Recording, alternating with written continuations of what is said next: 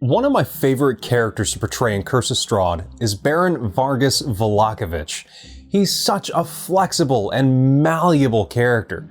Is he noble and snooty, having been born into power? Is he a bumbling fool that's being held up by his wife and his enforcers? Or is he a madman who truly believes that his festivals are what's saving the town? You can take Vargas in a lot of different directions, and today I'm going to share my latest interpretation. Recently, I've been listening to a horror podcast called Old Gods of Appalachia. It's an anthology of horror stories that takes place around a fictional version of Appalachia, and it's all about the dark things that are older than the mountains that are coming to light, fighting for power, and working their influence on us mere mortals. If you haven't already, you should absolutely go listen to it. It's phenomenal. Now, it wasn't long into listening that I got an idea for Curse of Strahd. At the start of each season of Old Gods, there's a sermon that the narrator delivers in a sort of Southern Baptist style. But it goes beyond fire and brimstone, and the rhetoric is tinged with darkness and blood. And those sermons gave me the idea of Vargas as this dark-hearted but outwardly good-natured, good old boy Southern Baptist preacher. Father Vargas, if you will, the political and spiritual leader of the town of Vallaki. But I hear you protest, Father Petrovich is the spiritual leader of Vallaki. And aha, I reply, not anymore. Because here, I'm going to make another modification that you can work into your game. Father Petrovich was there one day and gone the next. A hastily scrawled note on his desk said that he went to run an errand outside the walls, but of course he never returned, and naturally, Vargas declared his brother-in-law dead and stepped in to take on the job that he says is only temporary, and his solemn duty within the light of the morning, Lord. In reality, Father Petrovich was advocating for democratic elections inside of Vallaki, and Vargas just couldn't have that, now could he? So the good priest had to be gotten rid of. But killing his own brother-in-law seemed a bit uncouth, and rather than dead, the good old padre would be far more useful as a carrot to dangle in front of his wife Lydia. So, Vargas did the only thing that there was to do. He locked Father Petrovich up inside the closet on the second floor of the burgomaster's mansion. No longer is the shoemaker Udo Lukovic locked up there, because who the heck cares about Udo? No, Father Petrovich is locked in the Baron's closet, and his sister Lydia delivers his meals daily. She's terrified of what Vargas will do to her and Victor if she sets a single toe out of line, and so she goes along and does the best that she can for the captive priest. Meanwhile, Vargas becomes the charismatic center of both the spiritual and political sides of Vallaki, all but cementing his power, while Fiona Wachter fumes on the sidelines. Maybe she steps up recruiting for her book club, but she can't openly defy the church and maintain her status in the town, not without some serious dirt on Vargas. You know, like a captive priest. Aside from all of that, with Father Vargas, you get to give amazing sermons during the festivals and other social events. He's a lot of fun to write sermons for, and I've got one for you that you can download over on Patreon.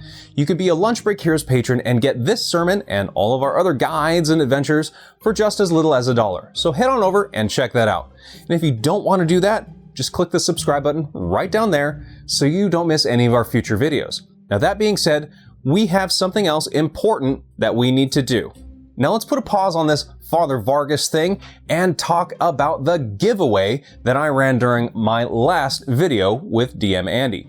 You see, we had a place where you could enter to win a Nintendo Switch, and I want to see who gets to win this thing. So let's go ahead and do that right now. During that giveaway, we had a whopping 44 valid entries. So while World Anvil's probably not very happy with my performance as a sponsor, the good news for you guys is you got a pretty good freaking chance of winning.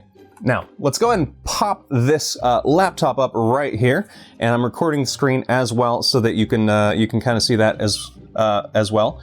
Now, I've got all of our entries here, and it's all of the World Anvil usernames that entered into our giveaway, at least all the ones that had valid entries. So I'm going to click this pick random item button here, and we're going to see which one of you gets to win. We're drawing. Spin, spin, spin. Wooden Thunder. Congratulations, you win a Nintendo Switch. Alright then, that was easy. Now that we've got that Switch giveaway taken care of, let's talk more about Father Vargas. You see, Vargas should be a terrifying character in his own right, and this Southern Baptist preacher interpretation really helps get us there. In a land as dark and dismal as Barovia, people latch onto any bit of hope that they can. Something to look forward to, something to fill the void in their hearts. And in Vallaki, that's religion. And with a church under his sway, Vargas has nearly complete control over every individual in town. If not through their own beliefs or through their own political ideologies, then through those of their friends and their family. And if anybody sets a single toe out of line, they get locked up and stowed out of sight. And maybe the more egregious offenders get to go on an errand outside the wall, just like Father Petrovich did.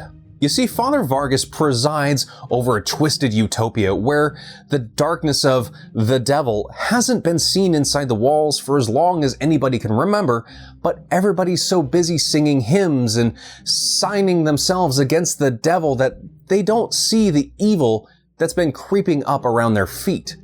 Vargas and his family feast well, crediting their succor to the glory of the Morning Lord, while the masses are told to be thankful for whatever scraps and bits that they might be able to bring to the table, because blessed are the meek, right? Father Vargas poses a moral and existential threat to the town of Vallaki and everybody within it. And unless your party's the kind to come in and conduct a coup at the drop of a hat, they're gonna have a bit of a hard time getting him out of power, because he sidesteps every accusation. He smooth talks the party into helping him, and nothing is directly his fault. He poses solutions with a smile on his face and a spring in his step. And all the while, Vallaki crumbles as more and more people are locked up for inviting the darkness into their hearts. Your basic malcontents, your political upstarts, and those who just look at Father Vargas a little longer than he'd like are thrown in the stocks or made to disappear. On the outside, Father Vargas is kind and warm, just as long as you aren't a member of his family or raise up any kind of stink about what's going on in town. He's a pretty okay guy. If that happens though, or if you're a member of his family, then, well, you're in for a world of pain, because beneath that Southern gentleman exterior lies the cold heart and mind of an absolute psychopath. Vargas wants power simply for the sake of it, and by the Morning Lord, he will do whatever is necessary to get it, just as long as it doesn't reflect poorly on him or news of it doesn't escape his house. Because if there's one thing that good old Father Vargas simply can't abide, it's a blow to his carefully crafted image.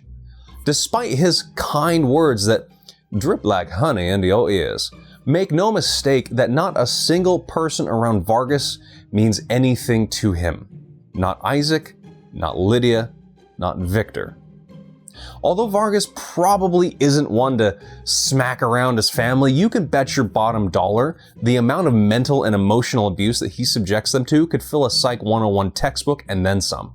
There is no amount of therapy that is going to put Victor back together again. I have no problem imagining Vargas holding a young Victor's face inches away from an open flame, all the while he calmly lectures about the virtues of the Morning Lord's light and mercy, and how children should be seen and not heard. Or keeping his wife in check by threatening the lives of her son and brother, because really, what do they matter in the grand scheme of things? Now, if you want to know more about running Vallaki in your game, go ahead and check out this video right over here. And absolutely positively, do not forget to subscribe.